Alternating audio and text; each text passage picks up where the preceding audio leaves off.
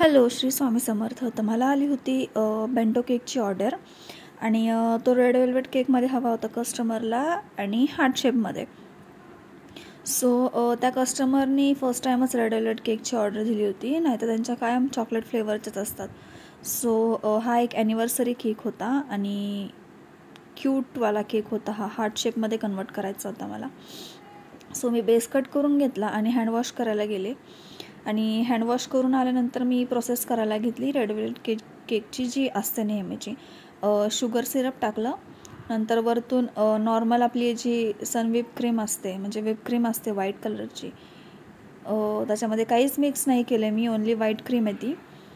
आणि red velvet केकमध्ये कोणता फ्लेवर वगैरे काहीच येत नाही, कारण सगळा फ्लेवर त्याचा बेसमध्येच असतो, जे प्रीमिक्स असतं रेड वेल्वेटचं त्याच्यामध्येच.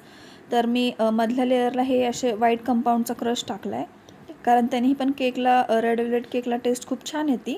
आपण चोको चिप्स पण टाकू शकतो, बट माझ्याकडे चोको चिप्स अवेलेबल नव्हते, सो मी क्रश ॲड केला.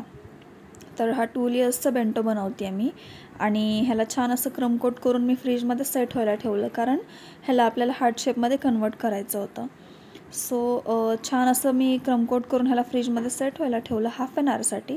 आणि हाफ ॲन आवरनंतर ज्यावेळेस मी काढला त्यावेळेस केक एकदम मस्त असा सेट झाला होता. बट कितीही केक छान सेट झालेला असलं तरी त्याला हार्ट शेपमध्ये कन्वर्ट करताना प्रॉब्लेम हा येतोच, बट तरी पण छान होतो हा केक.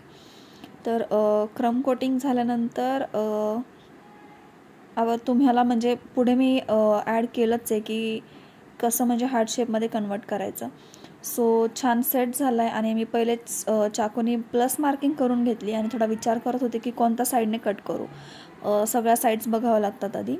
त्याच्यानंतर मी ह्या माझ्या साईडच्या दोन्ही साईड्स असतात त्या कट करून घ्यायचा विचार केला आणि मग पुढे लावलं. तर मी हे खरं तर मला तुम्हाला टॉप व्ह्यूने दाखवायचं होतं, कारण तुम्हाला समजलं असतं की कसं नेमकं करायचं. तर काही वाकडं तिकडं वगैरे काही झालं तर टेन्शन नाही घ्यायचं, कारण हे क्रीममध्ये आपण एकदम प्रॉपर करू शकतो, म्हणजे होऊन जातं क्रीममध्ये, काही टेन्शन नसतं त्याचं. तर हा बघताय तुम्ही हार्ट शेप तर असा तयार झालाच आहे. आता आपल्याला ह्याला फक्त फिनिशिंग करायची आहे.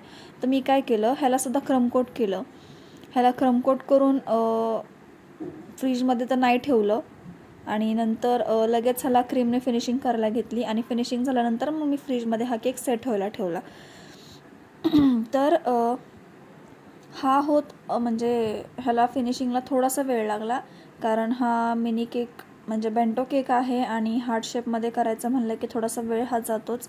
तर क्रम कोटिंग मी एवढी प्रॉपर केली नव्हती ह्याला, कारण ह्याच्यावरतून रेड क्रीमचा लेअर येणार होता. सो तुम्ही बघताय की मी किती प्रॉपरली म्हणजे ह्याला फिनिशिंग करते आहे, कारण हीच जर फिनिशिंग नीट झाली तर मग ह्याच्यावरची लेअरिंग पण छान अशी होईल. तर मी स्पॅच्युलानेच करते आहे, स्क्रॅपर यूज नाही करत आहे ह्याच्यासाठी. तर एकदम प्रॉपर जो लास्टवाला पॉईंट असतो त्याला पण एकदम प्रॉपर शेप देऊन घेतला, कारण ते शेप देणं वगैरे सगळं क्रमकोटच्याच हातामध्ये असतं. क्रमकोटिंगच्या वेळेस क्रीमनेही करू शकतो, बट इट्स ओके. सो छान असं झालं आहे क्रमकोट आणि तुम्ही बघताय की मी ते स्क्रॅपर ठेवलं आहे, बट मी ते स्क्रॅपर यूज नाही केलं आहे मध्ये मध्ये फक्त. आणि नंतर ही मी रेड क्रीम तयार करून घेतली होती आणि तुम्ही बघताय की क्रीम एवढी सुंदर तयार झाली आहे, कारण पाऊस पडला होता आणि थोडासा गारवा होता, त्यामुळे क्रीम खूपच छान तयार झाली. आणि मी आधी क्रीम अशी लावून घेतली वाकडे तिकडे ह्या केकला आणि मग क्रीम लावून झाल्यानंतर मी प्रॉपर एकदम फिनिशिंग करून घेतली. तुम्हाला लास्टला दिसेलच की हा केक किती सुंदर आणि छान झाला आहे. तर तुम्ही अजून पण आपल्या चॅनलला सबस्क्राईब नसेल केलं तर प्लीज सबस्क्राईब करून ठेवा. आणि जसे तुम्हाला म्हणजे लास्टचे 2-3 डेजपासून न्यू डिझाईन शिकायला मिळतात आहे, तसे इथून पुढचे बरेचसे म्हणजे कंटिन्युअसली तुम्हाला असेच सगळे न्यू डिझाईन शिकायला मिळणार आहेत, कारण एवढ्यात मला सगळे असे छान छान वेगवेगळ्या डिझाईन्सचे केक ऑर्डर येतात आहे. सो जिथे जिथे राहिलं होतं तिथे मी हे स्क्रॅपर यूज केलं. ॲक्च्युली स्क्रॅपर यूज करायची मला सवय नाही आहे, मी स्पॅच्युलानेच फिनिशिंग करते, तर ते जरा मला प्रॉब्लेम होतो त्यांनी. तर ह्याने थोडासा वेळ लागला मला फिनिशिंग द्यायला स्पॅच्युलाने. नंतर एवढी पण मी प्रॉपर फिनिशिंग केली नाही ह्या क्रीमला, कारण टॉपने तर मला डिझाईनच करायची होती आणि एकदा का केक बेंटो बॉक्समध्ये बसला की मग साईड्स वगैरे एवढं काही दिसून येत नाही, फक्त टॉप व्ह्यू दिसतो. सो बेंटो केकमध्ये एवढंच लक्षात ठेवायचं की फक्त टॉप व्ह्यू जो असतो तो छान झाला पाहिजे, तो एकदम प्रॉपर फिनिशिंग. सर्कल असेल तर एकदम राऊंडमध्ये आणि हार्ट शेप वगैरे असेल तर एकदम प्रॉपर हार्ट शेप असा दिसला पाहिजे, तरच त्या केकला छान असा लुक येतो. तर बेल आयकॉनवर सुद्धा तुम्ही क्लिक नसेल केलं तर प्लीज बेल आयकॉनवर क्लिक करून ठेवा, म्हणजे तुम्हाला अपडेट्स कळत राहतील. आणि नंतर मी बटर पेपर घेतला आणि हा हार्ट रेडी झालेला लगेच बटर पेपरवर ठेवून घेतला. आणि बटर पेपरवर ठेवून झाल्यानंतर मी लगेच बेंटो बॉक्समध्ये ठेवून थोडा वेळ सेट व्हायला ठेवला. आणि सेट होऊस तर मी थोडीशी अजून डार्क रेड क्रीम तयार करून घेतली, कारण मला वरतून डिझाईन बनवायची होती. तर ती डिझाईन मी तुम्हाला टॉप व्ह्यूने दाखवते आहे. जो मोदकचा नोझल असतो त्या मोदकच्या नोझलनेच मी ह्याची डिझाईन करून घेतली आहे. ॲक्च्युली कस्टमरने सांगितलं होतं तुला हवा तसा केक बनव, बट तिने मला 2 डिझाईन्स पाठवले होते, त्याच्यामधली मला एक आवडली, सो मी त्याच डिझाईनने बनवते आहे.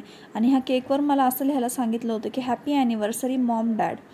सो तेही मी लिहिलं आहे, फक्त मी ते शूट नाही केलं कारण मला अजून एक केकची ऑर्डर होती.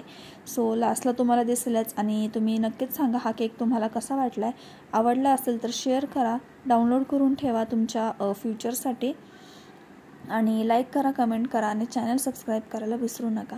तर खूप सुंदर असा हा केक झाला आहे. मी क्लोज करून बघितलं की लागतो आहे की नाही, तर नाही लागत होता.